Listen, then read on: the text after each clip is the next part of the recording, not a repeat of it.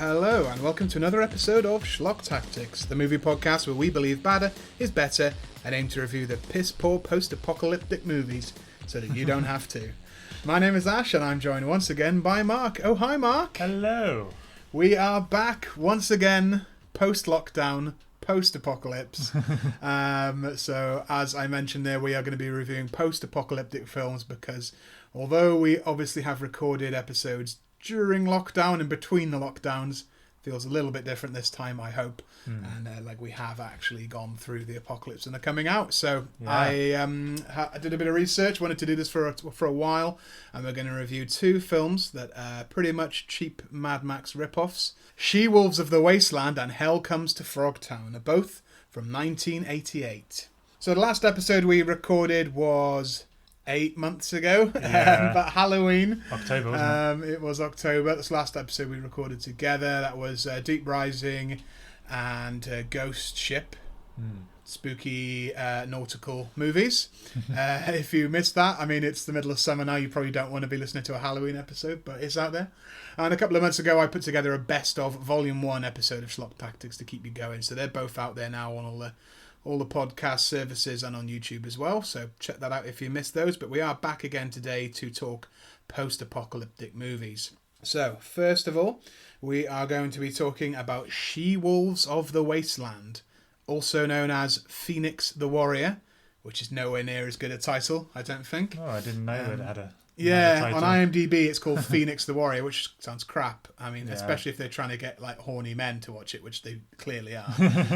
She-Wolves of the Wasteland is pretty awesome name. This one is directed by someone called Robert Hayes, who really didn't do anything else after this or before.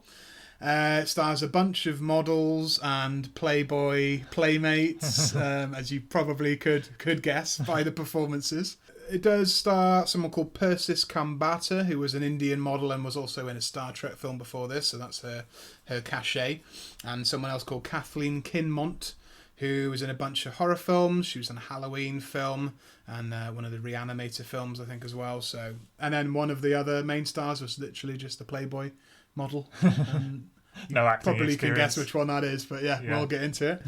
So the IMDb, the score is 3.7 out of 10. Pretty bad. Fairly low, yeah. The synopsis on IMDb: big hair, big guns, big personalities, and a serious lack of wardrobe. She-Wolves of the Wasteland, a post-apocalyptic story that features women, lots and lots of women, who leave little to the imagination as they battle each other in various junkyards and gravel pits to determine the fate of the entire world. So that's it in a nutshell. Both of these films, whilst not only being Mad Max clones, are also very strongly themed around fertility, procreation. Misogyny.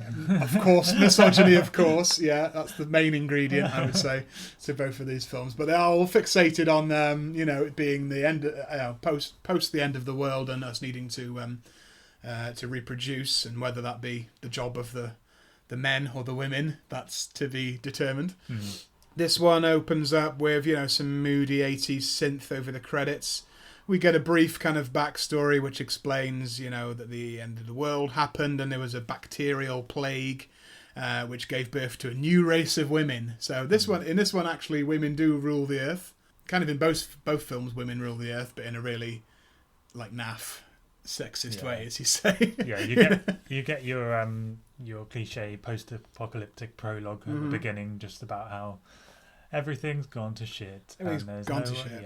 Yeah. But both of these films have a weird sort of twist on it, being that most of the men on Earth has died out and are seen as being quite rare now, and it's all women who are in charge.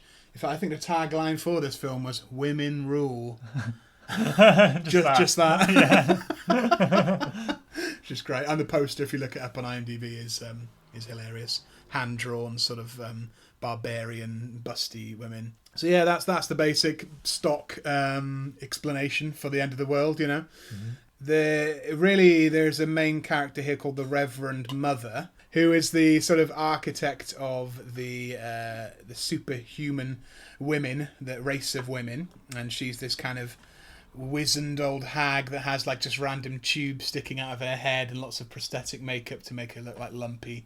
So the suggestion is that she was like the last woman on Earth, and then she gave birth to lots of these other women that are in the film, and that's how she did that. And now she really sends the women out into the wasteland to capture men, so she can kind of hold them captive and essentially milk them for their jizz. Yeah.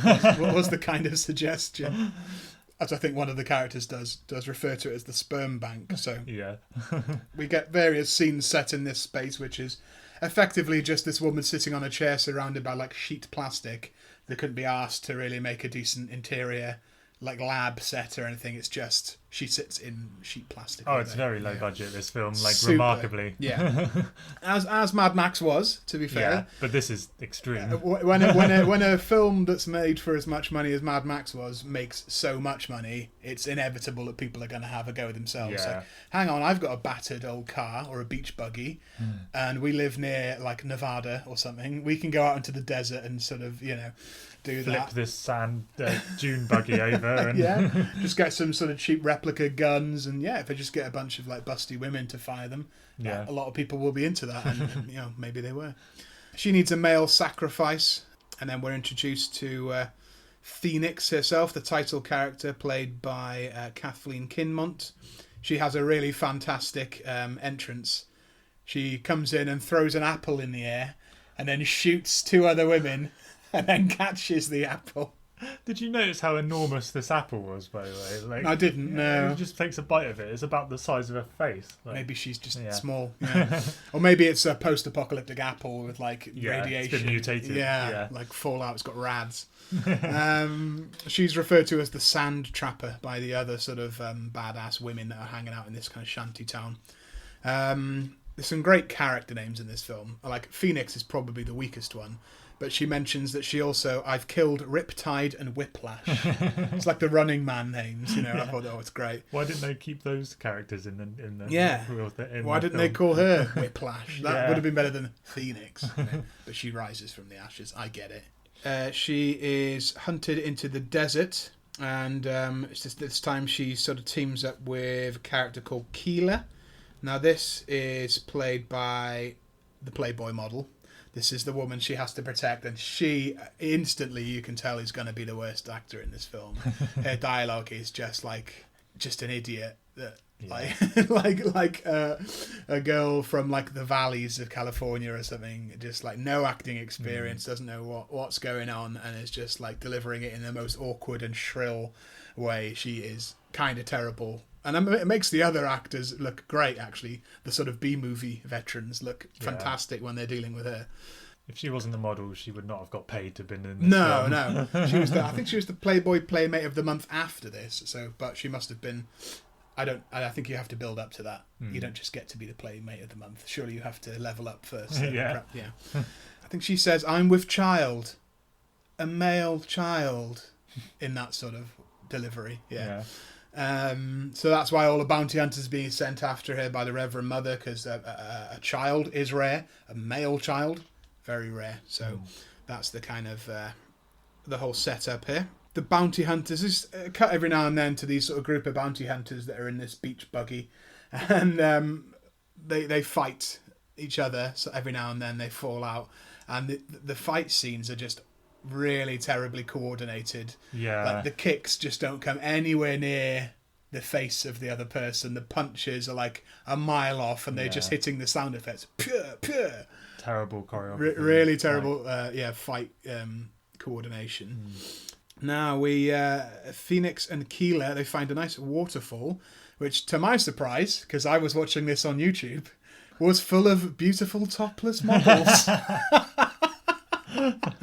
Now, if you're listening and you want to see this film, it is on YouTube, and there are boobies in it. So. And it's not brief either. It goes, it's sort of cut away to the waterfall, and then it'll come back to the woman again.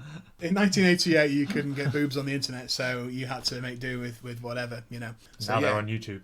Now boobs, you boob, boobs are on YouTube. Boob tube. So if you want to watch this film, it is on YouTube, and if you want boobs, they're also on YouTube. The models sort of seem to form part of this sort of topless tribe that live out in the desert, and they're delighted. They seem delighted that these two women have found them. They take them into their camp, and then all of a sudden, Keela gives birth to the child that she's mentioned, while various topless women dance around her, which is kind of an awkward scene. She's screaming her head off and giving birth, and there's just I didn't like the combination of that with boobs. Yeah, it was a bit odd. Yeah. And then it's a boy. The Reverend Mother sort of sits up. It's a boy. Yeah. And then she's supposedly miles away, and she just knows. She knows it's happened. It's around this time that one of the women says, "Men screwed up the world once, and they'll do it again." These sort of anti-male characters here in this topless tribe. Maybe that's why they get their boobs out in protest. They burned their bras. We can do what we want. So there you go. That's the sort of quite vague political leanings of some of these characters. You know? But then there's a firefight between the bounty hunters and these topless women. Kind of a weird mix of some of them have guns and some of them have knives, and they're quite mismatched. So it'd be like someone's like, threatening them with a knife, and the one just pulls out a gun and shoots them. Like, game over, Like a much bigger gun. They're quite big guns as well. Like. You're talking about the firearms.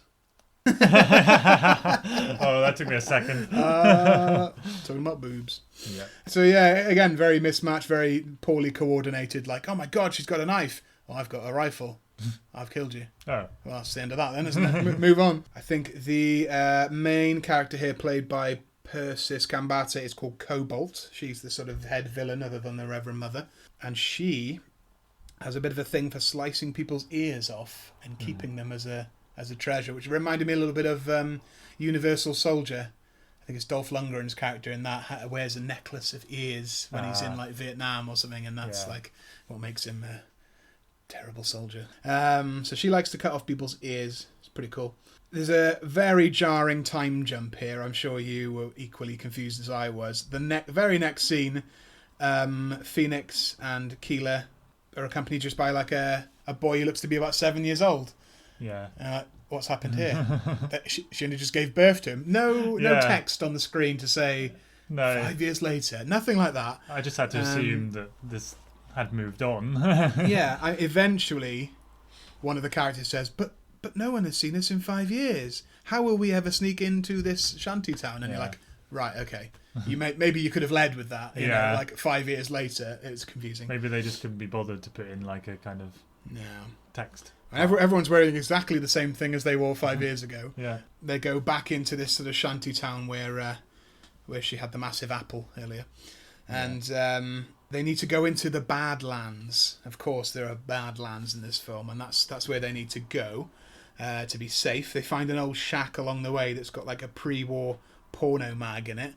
I think this is maybe the best scene of the film. They're sleeping and they're woken up by this sort of person in a gas mask. He takes off the gas mask. Oh my god, it's a man. A man with a mustache. The only man in except the boy. But, well, yeah. Up until now, the only like male, fully grown male that we've seen. So they're like, oh my god. Straight away, Phoenix grabs him by the dick and says, "Is he a man?" He sure is. Thus begins this weird running joke, and there's a similar one in the other film where she's just constantly referring to his dick, and they knock him out just to make sure he's not gonna attack them, and then she becomes disappointed that he's flaccid. And from here on out becomes this weird running joke of her saying, "Oh, I broke him," or "I broke his equipment, his gear," or something like that. Oh no, I didn't know what I was doing, and I destroyed his erection forever. So this becomes a weird running joke. But they are able to escape from Cobalt and the bounty hunters through this sort of tunnel in this shack. But they capture Phoenix. It's quite a cool scene where one of the bounty hunters is investigating the shack and finds like a little music box that plays "Pop Goes the Weasel." And when it gets to the end of the song, the whole shack explodes. Did you notice that that's very similar to the little wind-up thing that that guy from Mad Max 2 has? The feral man thing also has a wind up. Yes, IMDb did point that out. Yeah. Okay. Well, I forgot to say you've watched the Mad Max films very recently, haven't you? In lockdown, more recently than I have. Yeah. Was that for the first time? Actually, well, the trilogy. I'd seen Fury Road before, but I'd never actually seen the trilogy until a few months ago. So you're fresh off the Mad Max trilogy, so you can see all of these obvious, like parallels, rip-offs, I would say. Yeah. Phoenix ends up in a prison, which is it's like a women's prison, where all these people are sort of mean mugging each other, and they've got to await the pit. So this is, every post-apocalyptic film or game has this sort of Roman gladiator combat sort of thing, where people must fight against each other to survive. This is like Thunderdome style. Yeah, that's what I wrote down. There's no dome. It's a very low budget Thunderdome. Yeah. There's no roof. No. It's just a sort of a patch of dirt with some rough barbed wire around it. And that's it. I wrote shit Thunderdome, but with swords and shields. And there's this character called Mohawk who's pretty funny. She, I think she comes on to Phoenix in the brief women's prison segment and is rejected. So she says, "I'm going to teach that cunt some manners." Yeah. Again, doesn't expect to see on YouTube someone calling each other a cunt. I just wasn't expecting the C word at that point. No. So. I mean, you've got your tits. I mean, they're not trying to get any rating in cinemas, are they? So, they can do what they want. But yeah, quite unnecessary, I would say. There's lots of axe swinging to facilitate titty swinging. The axe jiggles, the boobs jiggle. Yeah, I get it. Phoenix has to run the gauntlet until Keeler sort of turns up and busts her out of prison. Keeler and this man that they find end up fucking. And she sort of climbs onto him by the campfire, puts her hand down his trousers and is like, "You're not broken." Like, "I guess not." Delighted that he's got a boner. It's like it's a big happy ending for everyone. But yeah, they continue on to the Badlands, and this is I thought this was quite an interesting sort of turn that I wasn't expecting. There's this sort of burial ground. Yeah, this interesting sort of burial ground, very atmospheric and foggy, and this is where the Razul live, and they'd been referenced before in the film, but I wasn't quite sure if we'd see them. But quite interesting characters here. How would you describe these characters, Mark? Yeah, there's very low budget. I like the fact that the burial ground concept was quite cool, but kind of like lumpy mutants. Yeah, who speak in this really camp, like shrill voice. Like they look quite scary, and then they speak, and it's not so scary. But the whole area is interesting because there's skulls and everything, but then there's like TVs and old pre-war technology and that sort of thing. And it leads up to one of my other favourite scenes in the film where Keeler is being crucified while one of this Razul characters just starts like chanting different TV shows. The Flintstones, the Jetsons. That was very bizarre. Jeopardy, like the Johnny Carson Show. Really weird, but also quite interesting. I like that there's this sort of, they're almost like a cult that worship pre-war technology and pre-war entertainment culture, which I thought that was quite. It was an idea too good for this film. I would like to have seen that explored in another film with a proper budget. And Guy and the child are taken back to the Reverend Mother. The guy is trussed up, and he obviously refers to this as the sperm bank. And there is the suggestion that she's just gonna, like I say, milk him like a farm animal for his procreation juice, which is quite funny. And she gets all excited, and like all the tubes are wobbling in her head and stuff like that. It gets pretty silly. But Keeler and Phoenix escape from the Razul. They liberate the males from the Reverend Mother. Lots of things explode. There's like a little shack here that explodes about 7 times from like 8 different angles. One of those cliched like sort of explosions. They have time just for one more sort of showdown where Phoenix has a sort of a fight with Cobalt in what looks like a boiler room. Cobalt again mentions her ear collection. I think you get a little glimpse of her severed ear collection, which is quite fun. Phoenix ends up blowing Cobalt up, kills the mother as well. It seems quite easy to kill the Reverend Mother, which I thought was a bit of a shame. Yeah. That she would maybe have some sort of weapon or self-defense. Magic powers or something. It's just like an old woman in a chair and she gets killed. I kind of felt sorry for her a little bit. And then, the film ends with just Phoenix riding a horse up and down a beach. Yeah. And that's it. Like how it started. Yeah, I suppose it must have been. Yeah, kind of Planet of the Apes-ish as well. So there it is. She-Wolves of the Wasteland. What were your overall thoughts on this one, Mark? It was almost like too low budget to even feel like you're in any kind of post-apocalyptic. I mean, you could say that about Mad Max 1, I guess, but I think there was Mad Max was obviously a lot better. Yeah. The plot kind of meandered around a lot, and the structure of it was kind of a bit loose at times, and I was like, don't really know what's going on. It was funny. Definitely some good lines in it. I liked the whole Razul thing. That was quite cool. But yeah, definitely pretty bad. Yeah, I think it can best be summed up as like a porno, except no one has sex. Yeah. Like, it's all porno dialogue and porno outfits and porno dialogue and delivery of the dialogue, but no one fucks. Yeah. Apart from that one time when the guy got a boner.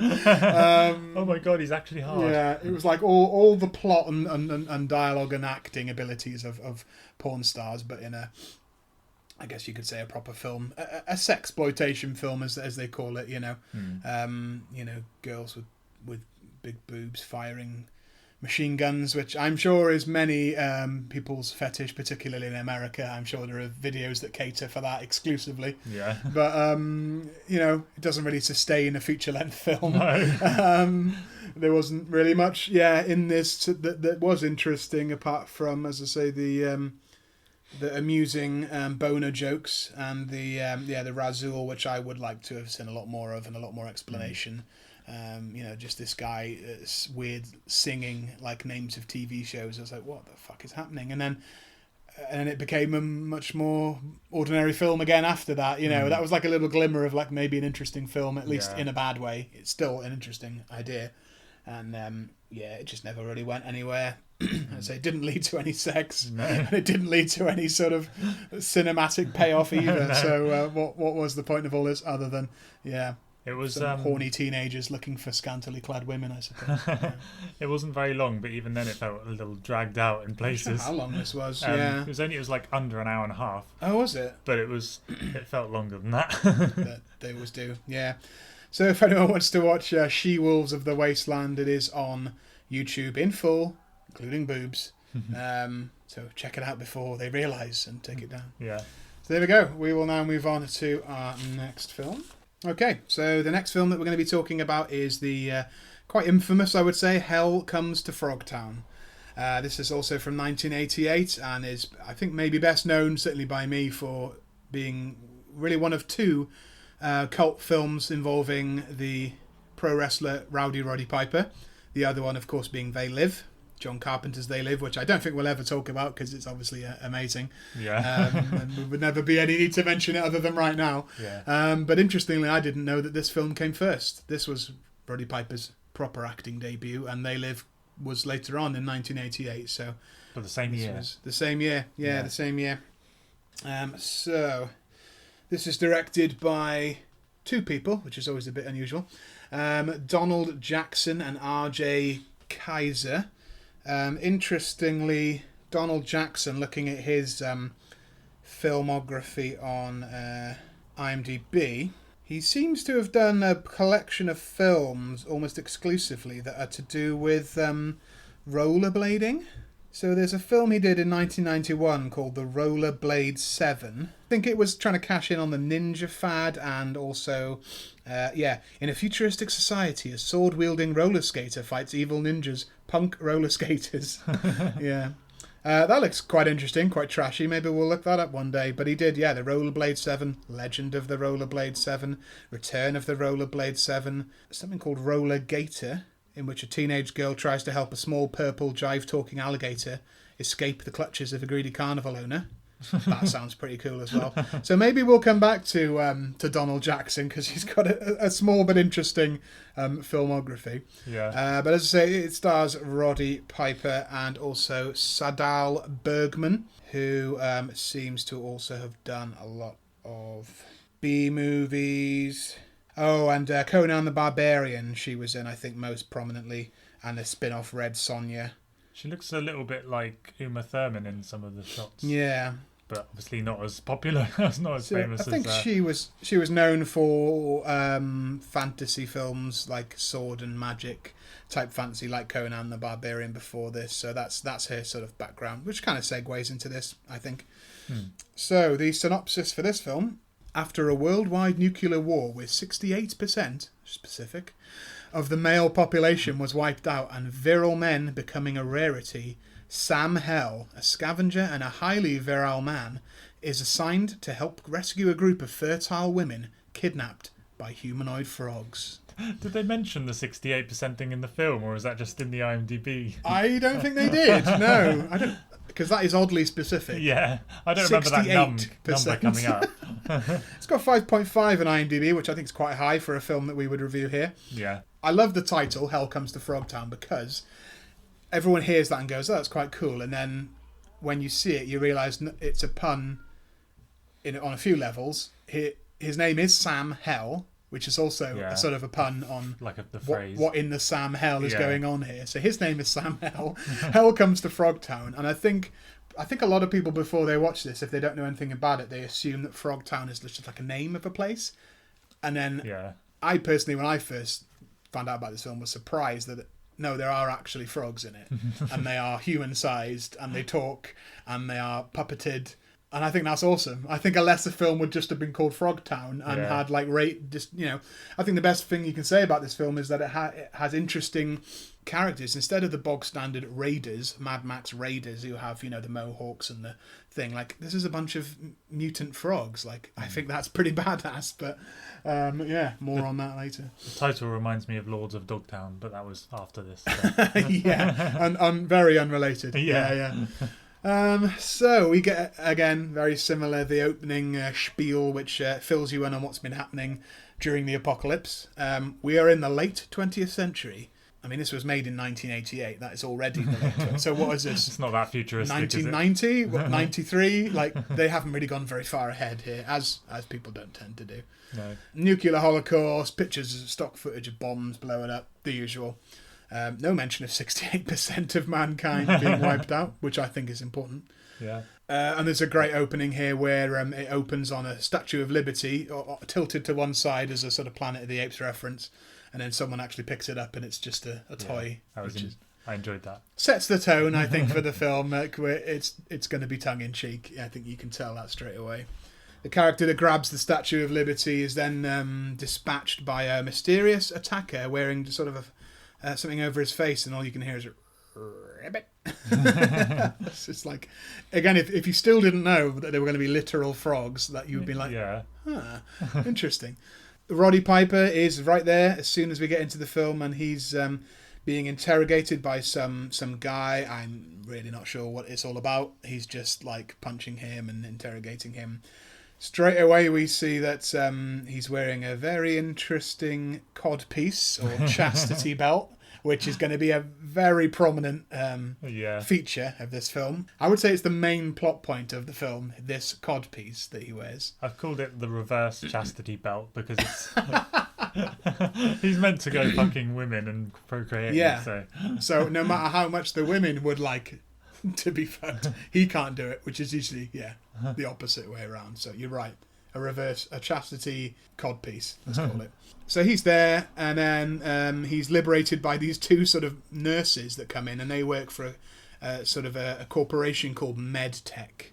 Not really clear whether this is an evil corporation or not. But sounds like something from Mass Effect or something. Yeah, but straight away we get the idea from when they interrupt that the guy that was doing the interrogating is like, there are too many women nowadays running the world, which I think is something you hear people say like all the time, misogynists Yeah. would say that now, wouldn't they? Oh, it's too many women in jobs and too many women in power. Like, that's what a misogynist would say. He plays that role. Too many women leaving the house. Yeah, exactly. He's that sort of archaic character. It's nice to see in the apocalypse that's out of date and quite weird. Yeah. This is our sort of indication that, again, women rule.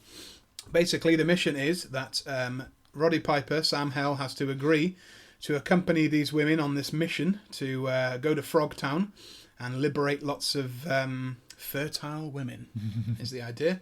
This sort of harem of fertile women. But he must wear this chastity belt along the way because he is not allowed to do any fucking until they have liberated these women, and that's what the sperm is being. They've done all the calculations of the spermatozoa, whatever it's called. They know his dick better than he does. They know what the plan is here. So off they go in this fantastic vehicle, which is sort of I'm not sure what it is, like a mini type looking, like a Beetle looking van, bright pink, with like a machine turret on the top of it, which is manned by this character called Sentinella, I think. She's probably the toughest badass woman. Yeah. With her little turret on the top of the car. Yeah. I did like that character a lot. He is to be accompanied by Spangle. Well, I can't remember what her title is. Perhaps Captain Spangle or something. She is this sort of blonde woman with her hair up and massive glasses, and you know obviously where that's going. But she is played by Sadal Bergman, and she is going to be accompanying him to make sure that he maintains a state of arousal, but not too aroused. It's this fine line. Basically, they need to keep him horny the entire way so that he's ready to go when they liberate these women. Very strange. Guess they don't want him to blow his load too soon. I guess, yeah, it's precious cargo he's got in his metal codpiece. It's a bizarre plot. To be fair. It is weird. And we learn that Frogtown is ruled by this Commander Toady. Straight away, Sam tries to escape the nearest chance he gets, and then as soon as he, like the Running Man, as soon as he gets a little bit far away, beep, beep, beep, beep, beep, beep, beep, and then the first of many hilarious facial expressions with which to convey, "Ow! My junk is being electrocuted," by Roddy Piper. In his first acting role. Lots of experience in pro wrestling, of course, of pretending that he's hurt. I think I come in handy because he sells this dick electrocution perfectly every time. Goes cross-eyed. It's fantastic. So he realises that he's essentially electronically tethered to Spangle. Something to do with her earrings. Yeah. She's got these little white earrings, and if he gets too far away, his dick will blow up. And her earrings will come off. And if he gets too aroused, his dick will blow up. Yeah. And if she gets too aroused, his dick will blow up. So there's lots of measures in place to ensure that nobody has sex, or even close to any kind of fun time. There's some quite bizarre parameters here. This must be someone's sexual fantasy. One of these writers. It's bizarre.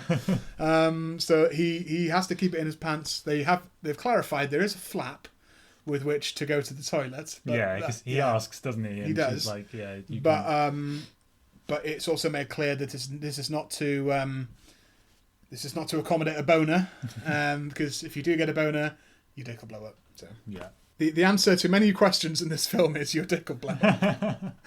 So don't even bother. Don't even try it.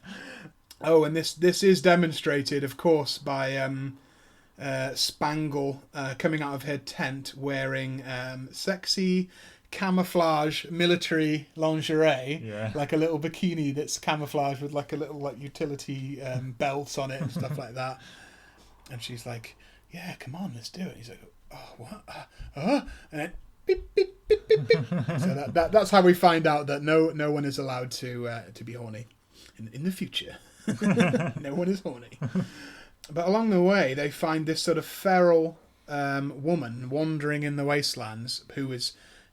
She does tests on her. Spangle does tests and discovers she's extremely fertile. So this is a great opportunity to warm up for the big 7 or 8 women that he's going to gonna fuck later in the film. It gets a bit rapey here. Yeah, this is problematic because Spangle sedates her with a syringe in her arse, and then the next scene she's just lying on the floor like out of it, and Spangle is encouraging Sam Hell to, well, go on then, have a go. I'm now permitting you to to go at it, and he gives a variety of excuses why he wouldn't want to do that, such as there's no atmosphere, or I can't just get it on with a woman in the middle of a mutant wasteland. But during none of these excuses does he mention I'd rather not have sex with a heavily drugged woman, which I think is an issue. I'd rather not carry out date rape. So, I mean, it's the post-apocalypse. Maybe standards are different, but I would like him to mention that maybe. But yeah, I'm not sure what happens here. No, I think he does, doesn't he? Yeah, he does have sex with her. The next morning, magically, she can now talk perfect English and is wearing a lovely clean pink jumpsuit. Mm-hmm. And Spangle puts a tracking device on her wrist and goes, "There you go. You've been sorted out now. You'll be picked up by medtech scouts or whatever. You have been fertilized. You will become pregnant. Surely you will become pregnant." So very awkward sex scene, particularly as he's assaulting her. Spangle is trying to do some sort of sexy dance in her underwear again, but she's like writhing around, and it's weird. It's just weird. Yeah, weird sex scene. So this now leads to the next portion of the film where the plan is, much like Star Wars, Spangle is going to pretend to be a slave, and Sam Hell is going to pretend to be in charge of her and lead her into Frogtown to avoid any suspicion. They do enter Frogtown, and this is your first look at the mutant frogs. You enter a bar where some people have the prosthetic sort of humanoid faces. There's a frog stripper with then you do a really slow crawl from the legs up to the middle, and you're like, no, yeah. She's a frog. And even this sort of frog wearing a fez with a full puppet's head. What did you think of the practical effects on these frog characters? It's just hilarious. Like, even when they weren't doing anything, was it what you were expecting? Well, I know it sounds stupid, but when it was called, I think this is what you said as well. I didn't expect Frogtown to contain frogs. No, I thought it was just going to be like the name. Yeah. So. And yeah, I just found them hilarious. And surprisingly literal. Yeah, not just their dialogue, but they would just make like these noises all the time. They'd just be like, yeah, just like laughed at it every time. Yeah, it was really funny, and I think it was meant to be most of the time. I think there's sort of quite a clear division between the people who clearly are actors who have the prosthetic makeup on their own faces, and then obviously these people that are wearing puppet heads, and you can tell and it's really impressive. I don't know who did the puppetry work, but you look at the close-ups of the frog-headed people, and there are like their neck is sort of pulsing, and there'll be parts of their head that's sort of bubbling up, and they're blinking sideways and up and down, and their tongue is must be a good 4 or 5 people just working the heads of these characters, which I think is an impressive amount of effort. And like you said, they didn't have to have humanoid frogs in this. No. It could have just been raiders, Yeah. But I really like that they did, because it really makes it stand out against all of this other, and there are a lot more Mad Max rip-offs than this, as you can probably imagine, dozens and dozens of them. And I think this often stands out on lists because people are like, well, it's got Roddy Piper and it's got giant frogs, what's not to love? Yeah. But yeah, there's this frog wearing a sort of a linen suit and a fez who's sort of a merchant sort of character. He gives him some radioactive cause beer. And then we get one of my absolute favourite characters, and to what you were saying about funny noises, a character called Bull. That's right, Bull, frog, yeah, comes in. And like you say, straight away, this guy just makes these noises I'm sure it's not in the script. Whoever's doing the voice for this guy is brilliant, because it's just stuff like and someone's talking to him and he just goes, "Shut your hole!" And super over the top villain, and I loved it. I thought he was better than the actual villain, than General Toady.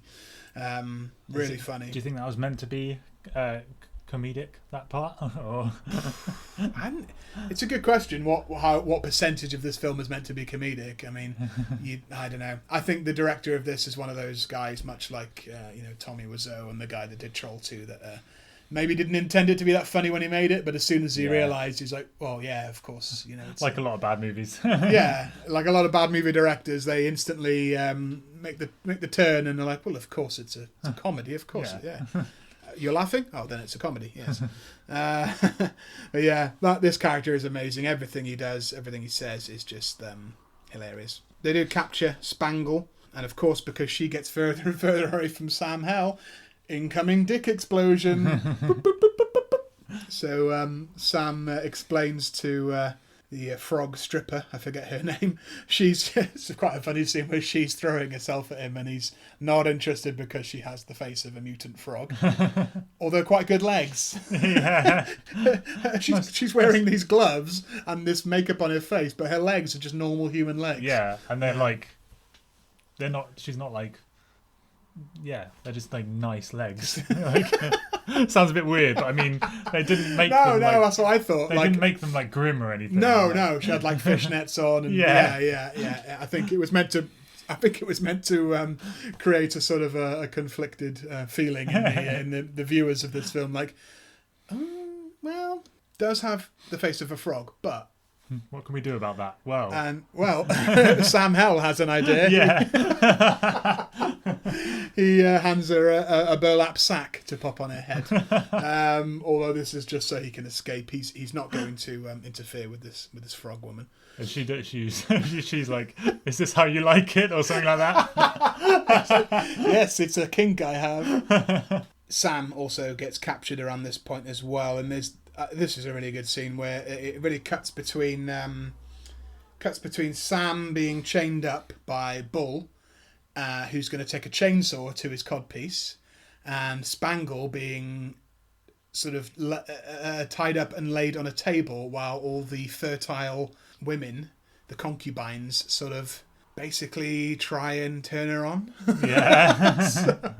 so Bull is sort of, I'm gonna chainsaw your codpiece off, and Sam Hell's like, well, you shouldn't do that, it'll blow up if you do that. But then cut back to Spangle, and she's like, what's going on here? And like, oh, we're preparing you for the ceremony of the three snakes. She's like, okay. And then like the more they just sort of like waft like chiffon over her and like blow on her, and are just like quite dreamy and just definitely getting quite bizarre at this point. It's getting quite steamy basically. Yeah. We're going back into sort of Playboy territory.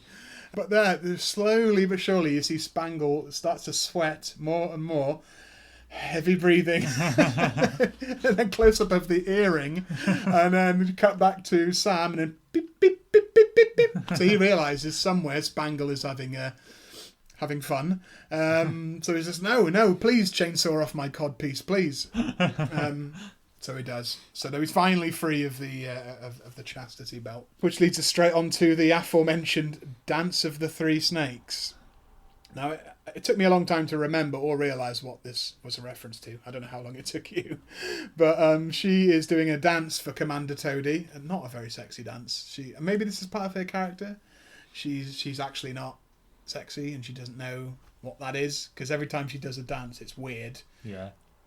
Not erotic, which is what obviously what she's meant to be doing in this scenario. But then she starts to do a weird dance, and the more it builds, Toady is, and again we get great close-ups of this frog head, and the more he gets a bit worked up, the more you can sort of feel the puppeteers sort of pumping at some bladders or something to make his head bumps expand. And I was like, oh God, what is going to happen here? And just when you think it can't get any weirder, close up of his crotch, and yes, three little frog penises bulging around. Start bulging and bobbing, and what I really like here is that when he finally is like, right, let's do this, it goes towards her. We don't see it, because I don't know how you could do that, but he just lifts up his kind of loincloth to show her, and she looks in one direction, then in another direction, and then in a third direction. She completely sells this tripod frog genitals in a way which I don't think would have been better if they had shown you. And I don't know what the rules are about showing frog dicks in films. There's probably not a precedent for that. But yeah, you don't see the 3 snakes. Rather, you just see her reaction to them. And then the idea that this is a mutant frog that has 3 penises, and maybe that's why he's in charge. Whoever has the most dicks wins, I guess. And then on the same note as her reaction, she kicks him 3 times. Ding, ding, ding. 1 kick in each dick. The triple dick kick. I love it. I think that's great. She escapes with the concubines and Sam as well. The character Sentinella, who I think is just kind of neglected for a long time in the film. Like you, I really liked her at the beginning. She was a badass, sort of like a Vasquez character from Aliens. Like she came back towards the end, and she wasn't interested in sex at all, which I thought it was nice. There was at least one woman who wasn't interested in fucking him. There wasn't, all the women in the film were looking at him like, oh my god, he's like the most beautiful man in the world. The rowdy one, yeah. But she wasn't, and I would like to have a bit more of her, but she at least has a great line here where she pulls up in her pink car to rescue them and says, "Hurry up, I'm double parked here." Which is great. And then, at long last, I didn't know if we were even going to get one of these in this film, but we get an actual, Road Warrior style car chase. Finally, only 2 cars, so it's not like Mad Max 2 epic territory, or even Phoenix the Warrior crappy beach buggy territory. But it's just them in their little sort of pink pickup truck being chased by Commander Toady in his sort of makeshift tank sort of buggy. So it's not the most impressive Mad Max epic road fight, but obviously I think they've blown their budget on the frog puppets at this point. So I'm all right with that. Climactic car chase. And then I didn't really like this bit. It sort of all kind of settles down again, and they're intercepted by a mysterious character with a gas mask, and then he takes it off and it's like, "Yes, it's me." And I'm like, who the fuck is this? And then the more he talks, the more you realise he was the guy from the beginning of the film who was interrogating Roddy Piper, who was not mentioned at all since the first 2 minutes or scene. And you're like, I don't remember this guy. I don't know what is. No one cares about this guy anymore. No, why is he here? The only reason I could think of is because he's got a rocket launcher, and Sam needs the rocket launcher to confront Commander Toady. He's just there to be killed and have his rocket launcher stolen. That's the only thing I could think of. But yeah, Sam does confront Commander Toady. They end up having a fist fight, which is obviously quite comical because it's a pro wrestler punching a giant toad in the head. Even gives him a trademark sort of dirty eye poke to the face, a classic wrestling move. And eventually just knocks him off of a cliff, and then that's the end of Commander Toady. And then basically Sam Hell sort of drives off into the sunset with this truck full of like 8 women that he's gonna fuck. That he has to fuck. Actually, he actually, what I quite like is, and he's kind of like, I guess. So. Yeah, I do like that throughout the film. He's kind of not that interested in fucking everybody.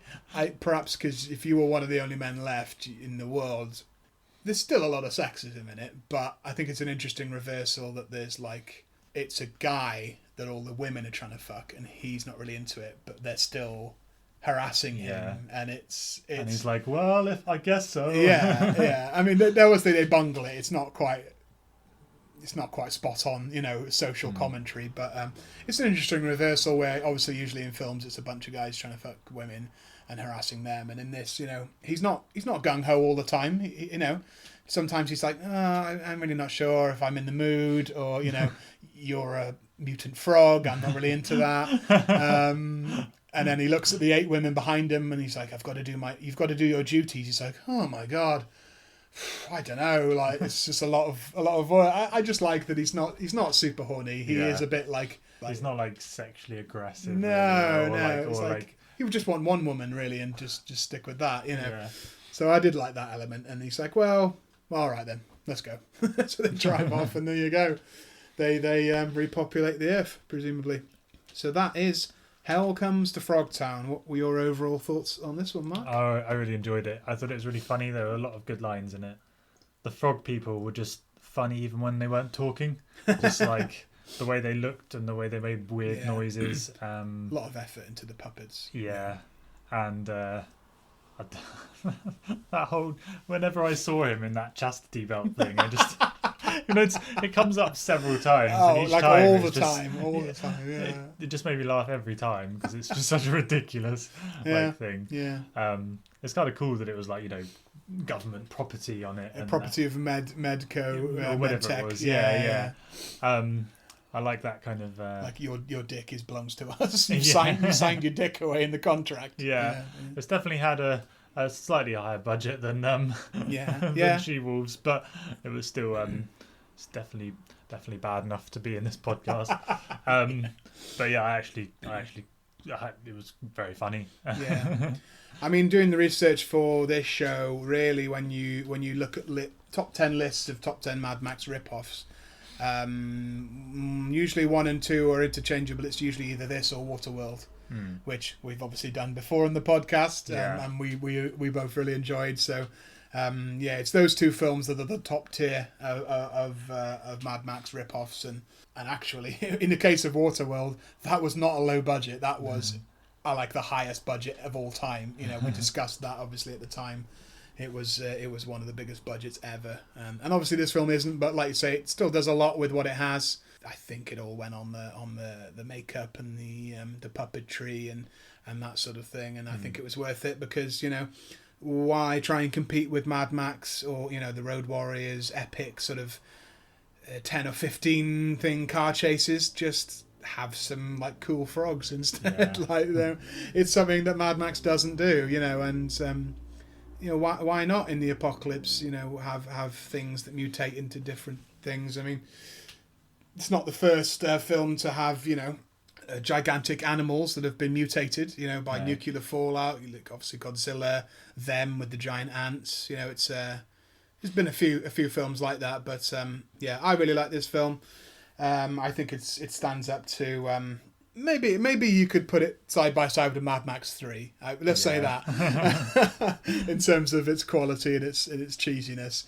But yeah, I mean, just who the fuck came up with this crazy plot? Like it's insane. Like just frogs, just human frogs would have been mental, but also the codpiece. The combination of the two is just really quite original. You won't really see much else like this, and even in things like She-Wolves, where there's a lot of question of repopulation, fertility, I think that there's still a unique gimmick having this codpiece as well. I'd never actually heard of this film before, and then I didn't know it had Roddy Piper in it until the credits came up. Oh, that's pretty cool. Because I love They Live, so this is pretty much the only two. And this was made the same year, so I was like, oh, cool. I'm not sure if he was as good in this as he was in They Live. But no, They Live is weird because he doesn't have much dialogue. Yeah, that's true. And it's a John Carpenter film, the greatest director ever. So I think it's what he doesn't say in They Live that makes him great. Yeah, exactly. Just the odd, chew bubble gum and kick ass and those sorts of things. Obviously this is not as iconic, but he still has some really funny lines delivered really, really funny as well. So yeah, great film, worth your time. It is on Amazon Prime. We watched it on there. So go check it out for Mad Max plus codpiece plus frogs. It's the recipe. So if you are looking for similar films to these, obviously I came across a lot of them doing the research for this. I nearly picked a film called Steel Dawn, which has Patrick Swayze in it, which came out the same year as Dirty Dancing, maybe, or whatever his big breakthrough was. He did a ropey sort of post-apocalyptic kind of samurai type film. Late 80s as well, was it? Mid, maybe, yeah, like around the time of like Roadhouse, and he also did a film called Red Dawn, which perhaps people confuse with it. But yeah, Steel Dawn, I've not seen that. It looks kind of interesting. Yeah, there's stuff like, there's another film, what was it, one called 2019, After the Fall of New York, which I love. That title's great. I mean, we're in 2021 now. Yeah. at least they planned 20, 30 years into the future, like fair play. There's that one as well. Waterworld, of course, we've reviewed that before. We love that as well. the Mad Max trilogy, of course. If you're going to watch the Mad Max rip-off, you should have already seen Mad Max. They're 3 awesome films, particularly number 2, The Road Warrior, I think is the best of the trilogy. But I don't know about you, Mark, but I personally I prefer Fury Road, probably the best out of all of them. Yeah, it's kind of just so the action epic. is just so intense. Yeah. And like the cinematography. And it's just they could never have made that in the 80s, obviously, no, exactly. because of the effects and the way technology has come the on. extremely big budget that it's got compared to the old Mad Max. It's like when you hear someone's going to go back to make like a 4th film or a sequel after 20 years, you're like, why bother, you know? But then when I saw that, I was like, holy shit, this is huge. And it's still scope. What's his name? Who directed it? George Miller. Yeah. Just came back like 30 years after Mad Max 3. He did like Mad Max films, then he did like Babe, Pig in the City, then he did like Happy Feet, the animated penguin. That's so weird. And then like he got to like maybe 50 and he was like, I want like an insanely violent post-apocalyptic film. Let's just do that again. You know, it's so strange. I mean, in a weird way, if you look at the plot of Fury Road, there are parallels to both of these films, especially Hell Comes to Frogtown, because in Fury Road, Max is accompanied by, obviously, Furiosa, Charlize Theron's character, but also 3 or 4 like brides or concubines, straight out of Hell Comes to Frogtown. Yeah. So in a weird way, like it all came full circle because these Mad Max rip-offs that put the emphasis on fertility and procreation ended up being sort of a big plot point of Fury Road in the end. So that's kind of interesting. So, Mark, if you had to take one of these films off into the wilderness and make sweet, sweet love to it, and if you had to lock one away in a giant metal codpiece, which one would you procreate with and make more of, and which one would you lock up under threat of dick explosion? I would lock away She-Wolves of the Wasteland, and I would, well, this sounds weird, I would make love to How Comes to Frogtown. Wow. It was just more entertaining, it was funnier, it was just kind of the plot was slightly better structured, even though the plot was weird. I just mean the pacing of it was better. Yeah. The pacing was all over the place in She-Wolves. It was just kind of like what's going on now and like just babes in bikinis and it was all over the place. I much preferred Hell Comes to Frogtown. Yeah. Even though it was ridiculous. It's obviously a bad film. But yeah. Same. And I think clearly, even if you don't quite believe directors when they say this, I think there must have been an intention of comedy in Hell Comes to Frogtown, isn't it? Or at the very least satire, or some sort of slapstick. The focus on the codpiece and the dick exploding, like that could only be funny. Like there's no other way. Yeah. So I think it doesn't take itself nearly as seriously. It has a better budget and better effects, and it has these very unique humanoid frog characters, which really you don't get in any other film to that sort of level. Hell Comes to Frogtown, I would agree, is the best of the post-apocalyptic Mad Max films. Talking of procreating with Frogtown and making more of them, they did make a few more, in fact.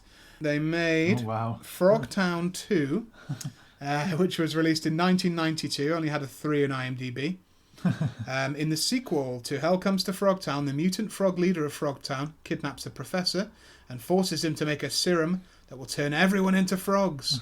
They also kidnap some people to test the serum on, and courageous Sam Hell will have to save them. As you can well imagine, did not feature Roddy Piper, who had gone back to wrestling, but did feature Robert Z'Dar as Sam Hell, who many people know as the man with the biggest jaw in all of action films. He was in Maniac Cop, Tango and Cash. You ever see a guy in a film with the most enormous jaw, that's Robert Z'Dar. So there you go. He was Sam Hell in that one. And Dr. Spangle made a return. And also there was a film called The Toad Warrior. Ooh, that one's 1.8.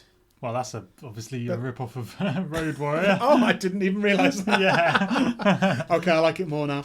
And in that one, the Earth is being swept by a toad plague. Enter the lone samurai Max Hell, maybe the son of, the Earth's last hope to save the planet from the mad clutches of Mickey O'Malley. So they called it the Toad Warrior, and they put the name Max in it as well. Yeah, yeah. Maybe they've gone too far with that one. Looks like it's got some. Looks like it's got some models in it. She's not a film star. Surely not. Yeah. Oh yeah, there you go. Yeah, so there you go. So it's like some lovely ladies in that one, and yeah. You can't see what we're talking about, but just look it up on IMDb. Look up the Toad Warrior. It's got an interesting cast. So there you go. They made a few more Frogtown themed ones, but obviously no more she-wolves, no more Phoenix, as far as I know. Yeah. So there you go. That is our post-apocalyptic special. If you want to get in touch with us, you can do so. Let us know if you've seen either of these films. What do you think of them? What's your favourite Mad Max ripoff? We will let you know what we think of it, or maybe include it on a future episode. Get in touch on Facebook, Instagram, and Twitter at Schlock Tactics, and give us a follow. Follow the podcast on wherever you get your podcasts, and you'll be notified when we release a new episode. Obviously, this is the first one since October, but we hope to be a bit more regular now that we can. Now we can meet up a bit more, so we will hopefully be back soon with another episode. And yeah, give us a review on iTunes, because that's always helpful as well. But this has been another episode of Schlock Tactics. My name has been Ash, and I've been joined by Mark. Thanks for listening. And we'll see you next time. Bye. Bye.